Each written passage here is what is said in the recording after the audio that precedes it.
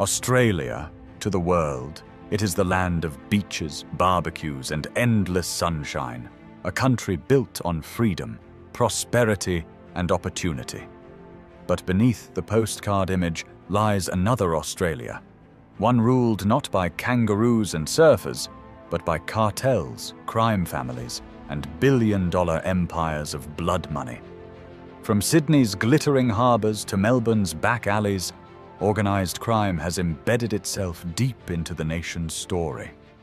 For decades, Australia has been a battlefield where bikie gangs, mafia clans, and international cartels fight for control of narcotics, gambling, and extortion. Today, we reveal the 5 richest and most dangerous crime empires that turned Australia's shadows into kingdoms of untouchable wealth. 5. The Lebanese Mafia, kings of Sydney's underworld. Estimated wealth, billions in drugs and smuggling. When Lebanese migrants first arrived in Sydney during the 1970s, many came searching for safety and a better life. But from this diaspora also rose Australia's most ruthless underworld clans. Families like the Ibrahim brothers, the Hamzi clan, and their rivals in Western Sydney transformed simple street rackets into sprawling empires. From King's Cross nightclubs to suburban safe houses, they built fortunes on heroin trafficking, methamphetamines, and illicit gambling. By the 1990s, their influence was unmatched. The Ibrahim Empire, led by John Ibrahim, who became known as the King of the Cross, controlled some of Sydney's most infamous clubs. His brothers, including Fadi and Michael Ibrahim, were repeatedly tied to drug importation rings and violent underworld feuds. The Hamzi family, led by figures like Bassem Hamzi, who founded the notorious Brothers 4 Life gang from inside prison, turned Western Sydney into a war zone of drive-by shootings, kidnappings, and public executions. Ibrahim family members laundered millions through legitimate businesses while running narcotics pipelines from Lebanon and Southeast Asia. Western Sydney became their fortress, a patchwork of territories defended with brutal reprisals against rivals and defectors. Police task forces targeted their networks, but arrests and seizures barely dented their operations. In the glittering nightlife of Sydney's darling harbour and King's Cross, crime bosses like John Ibrahim mingled with celebrities, politicians, and international investors. To the public, they appeared as nightclub kings, photographed on red carpets and splashed across tabloids. Behind the scenes, however, they were the architects of billion-dollar empires, with tentacles stretching across Australia's ports and airports. Their power wasn't just in drugs. It was in reputation. The Ibrahim and Hamzi names alone carried weight, commanding loyalty and fear in equal measure. For decades, the Lebanese Mafia thrived because they understood the two faces of Australia, the sunny playground and the shadow economy. And in the shadows, they ruled. 4. The Calabrian Ndrangheta, the Italian connection, estimated wealth, $10 billion. Australians know it, but some of the richest criminals in their country don't even speak English.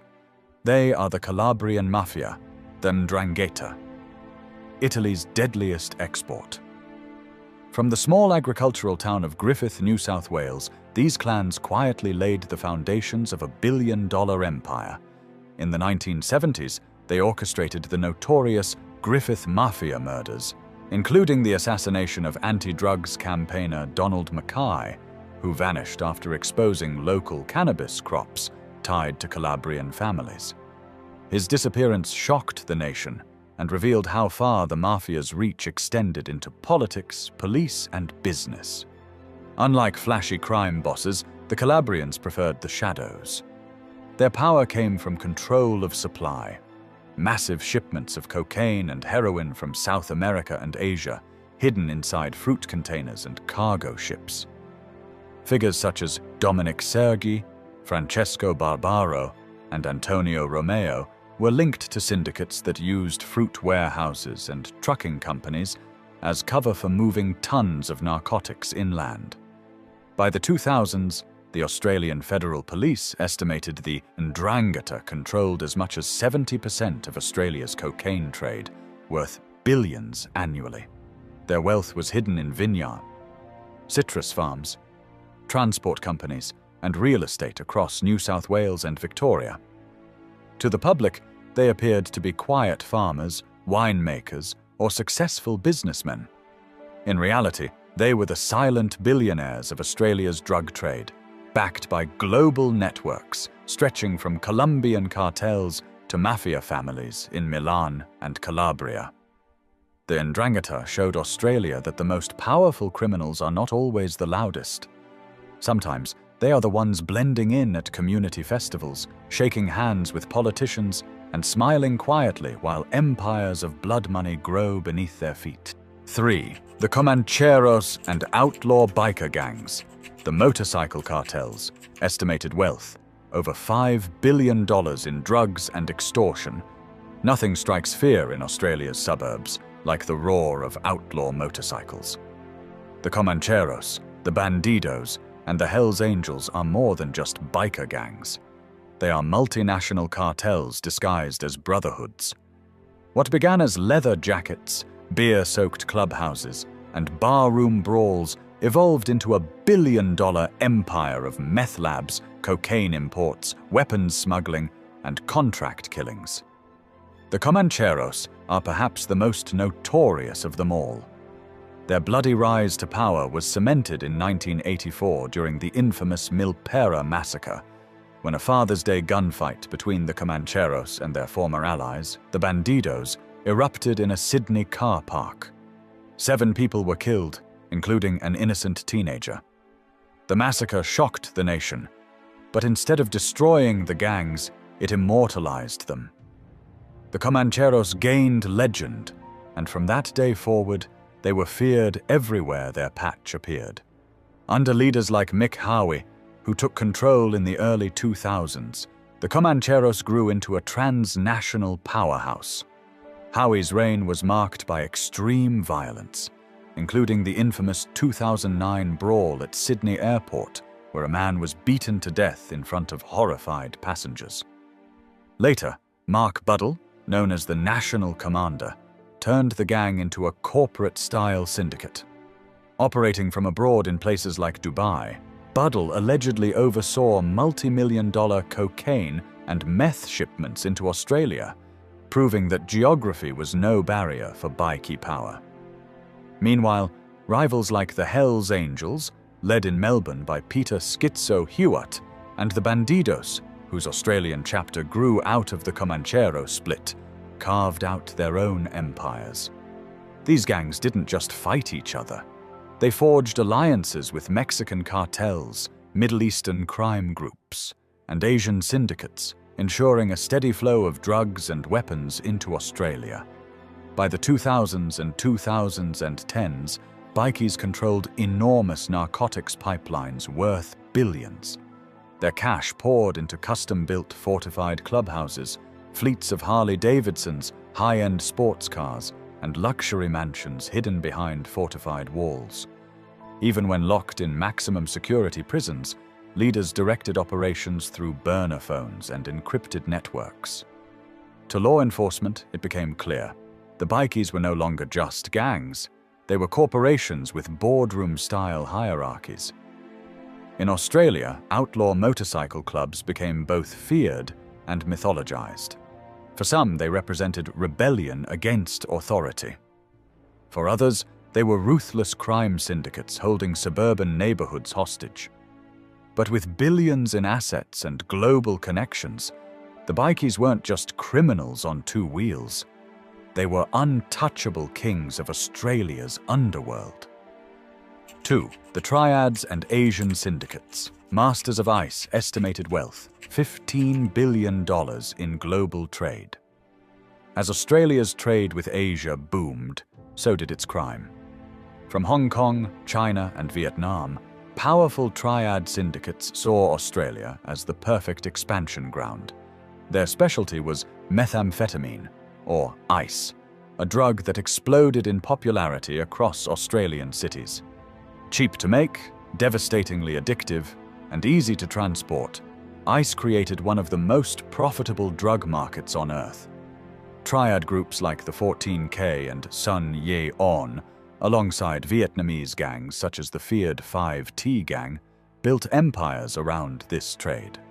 They smuggled precursor chemicals through Sydney and Melbourne's docks, hiding them in containers of seafood, electronics, or furniture. Once inside, suburban warehouses were converted into meth labs, producing millions of doses worth billions on the street. Key figures soon emerged. Triads Tran, leader of the 5T gang in Cabramatta, turned entire suburbs into heroin and meth hubs before his arrest.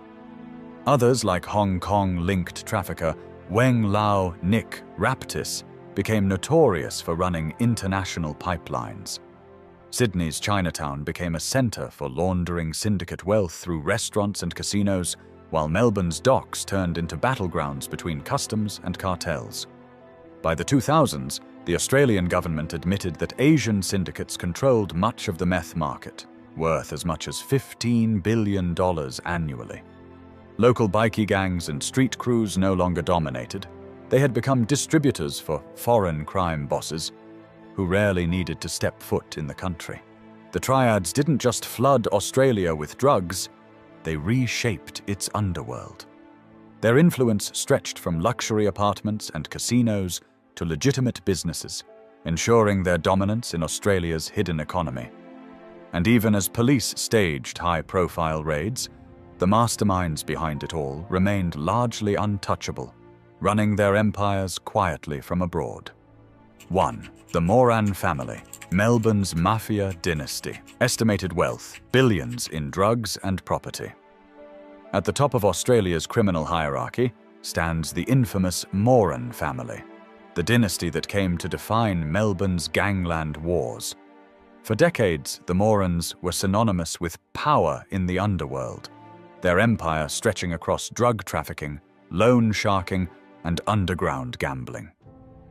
What set them apart from countless other gangs was not just their ruthless pursuit of profit, but their ability to weave themselves into the fabric of Melbourne's nightlife and society. Their wealth was built not only on narcotics, but also on influence, connections with nightclub owners, corrupt officials, and international suppliers that allowed them to operate like a shadow government within the city's underworld.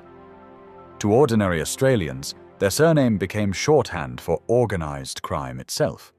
But the Morans' true legacy was written not in ledgers or property deeds, but in blood. The 1990s and early 2000s saw Melbourne unravel in a series of gangland wars that left the streets resembling a battlefield. The Morans found themselves locked in a deadly feud with rivals like Carl Williams, Tony Mockbell, and other rising figures hungry for control of the city's billion-dollar drug trade. Entire neighborhoods became war zones as drive-by shootings rattled suburban homes, car bombings tore through quiet streets, and public executions shocked a nation that had never seen organized crime so brazen and so violent. At the height of the conflict, headlines were dominated by images of bullet-riddled cars, police raids, and funerals for slain mobsters. What unfolded was a grim theater of power, with the Moran family cast at its center. The murders within the Moran family themselves added to the drama and infamy. Lewis Moran was gunned down in a Brunswick club in 2004. His sons Jason and Mark were both killed in separate gangland hits, their deaths symbolizing the unraveling of one of the most powerful dynasties in Australia's underworld. Yet even as bloodlines were cut short, the empire they built did not simply vanish. Associates, relatives, and allies stepped into the void, ensuring the Moran influence lingered long after the gunfire quieted. Their wealth, much of it hidden in real estate portfolios, nightclubs, and legitimate front businesses, provided a financial backbone that allowed the family's presence to survive even as its leaders were buried. The Morans had become more than just a crime family. They were a brand, a cautionary tale etched into Australian consciousness. To law enforcement, they represented the depths of corruption and criminal infiltration. To rivals, they were both a warning and an opportunity, proof that no empire was unshakable. And to the public, they became the face of a violent chapter in Melbourne's history. Their saga later dramatized in television series and documentaries that captured the brutality of the era. Ultimately, the Moran dynasty proved that in Australia, crime was never just about money. It was about territory, power, and most of all, legacy. Their story showed how wealth could be accumulated through bloodshed, and how influence could outlive even the most ruthless leaders. Though many of its key figures met violent ends, the Moran name remains etched into the annals of Australia's underworld as both a legend and a warning. Their legacy is not measured only in billions, but in the indelible mark they left on a nation. A reminder that behind Melbourne's polished streets lies a history built on gangland warfare and empires of blood money. Australia may market itself as the land of beaches, freedom, and opportunity. But in the shadows, it is also a land of cartels and clans, dynasties and syndicates. From Sydney's nightclubs to Melbourne's back streets, from biker gangs to international mafias, the nation's underworld has built empires worth billions. Here, money is more than wealth. It is power. It silences witnesses, corrupts institutions, and builds kingdoms no law can touch. And as long as Australia remains a crossroads of global trade, its shadows will always belong to crime's billion-dollar kings.